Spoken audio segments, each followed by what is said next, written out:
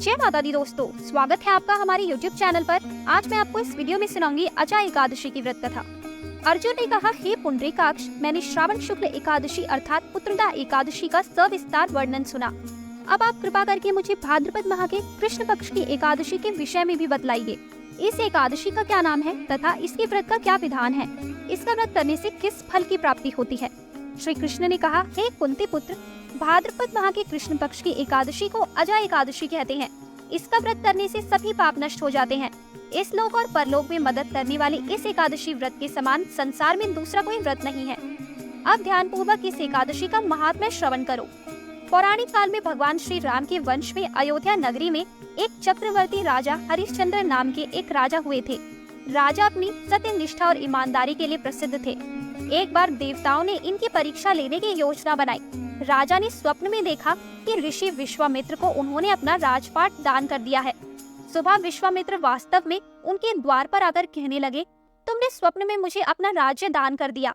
राजा ने सत्यनिष्ठ व्रत का पालन करते हुए संपूर्ण राज्य विश्वामित्र को सौंप दिया। दान के लिए दक्षिणा चुकाने हेतु राजा हरिश्चंद्र को पूर्व जन्म के कर्म फल के कारण पत्नी, बेटा एवं खुद को बेचना पड़ा।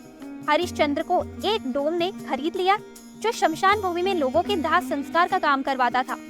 स्वयं वह एक चांडाल का दास बन गया। उसने उस चांडाल के यहाँ कफन लेने का काम किया, किंतु उसने इस आपत्ति के काम में भी सत्य का साथ नहीं छोड़ा।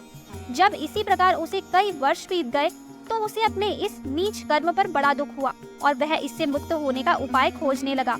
वह सदैव इसी चिंता में रहने लगा कि मैं क्या करूं, किस प्रकार इस नीच कर्म से मुक्ति पाऊं। एक बार की बात है, वह इसी चिंता में बैठा था कि गौतम ऋषि उसके पास पहुँचे। हरिश्चंद्र ने उन्हें प्रणाम किया और अपनी दुख भरी कथा सुनाने लगे। राजा हरिश्चंद्र की दुख भरी कहानी सुनकर महर्षि गौतम भी अत्यंत दुखी हुए और उन्होंने राजा से कहा, हे राजन, भादो माह की कृष्ण पक्ष की एकादशी का नाम अजा है। तुम उस एकादशी का विधान पूर्वक व्रत करो और तथा रात्रि को जागरण करो। इससे तुम्हारे सभी पाप नष्ट हो जाएंगे। महर्षि गौतम इतना कहकर आलोप हो गए। अजा नाम की एकादशी आने पर राजा हरिश्चंद्र ने महर्षि के कहे अनुसार विधान पूर्वक उपवास तथा रात्रि जागरण किया। इस व्रत के प्रभाव से राजा के सभी पाप नष्ट हो गए। उस समय स्वर्ग में नगाड़े बजने लगे तथा पुष्पों की वर्षा होने लगी। उन्होंने अपने सामने ब्रह्मा, विष्णु, महेश तथा देवेंद्र आदि देवताओं को खड़ा पाया। उन्होंने अपने मृतक पुत्र को जीवित तथा अपनी पत्नी को राजस्वी वस्त्र तथा आभूषणों से परिपूर्ण देखा। व्रत के प्रभाव से राजा को पुनः अपने राज्य की प्राप्ति हुई।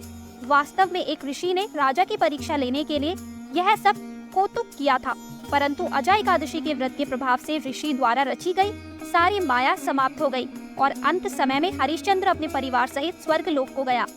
हे राजन, यह सब अजा एकादशी के व्रत का प्रभाव था। जो मनुष्य इस उपवास को विधान पूर्वक करते हैं तथा रात्रि जागरण करते हैं, उनके सभी पाप नष्ट हो जाते हैं और अंत में वे स्वर्ग की प्राप्ति करते हैं। इस एकादशी व्रत की कथा के श्रवण मात्र से ही अश्वमेध यज्ञ के फल की प्राप्ति हो जाती है। जय श्री हरि। तो दोस्तों, ये थी अजा एकादशी की व्रत कथा। आपको ये कथा कैसी लगी हमें कमेंट करके जरूर बताएं। हमारी आने वाली सभी वीडियोस को देखने के लिए हमारे चैनल को सब्सक्राइब करें और शेयर करना ना भूलें।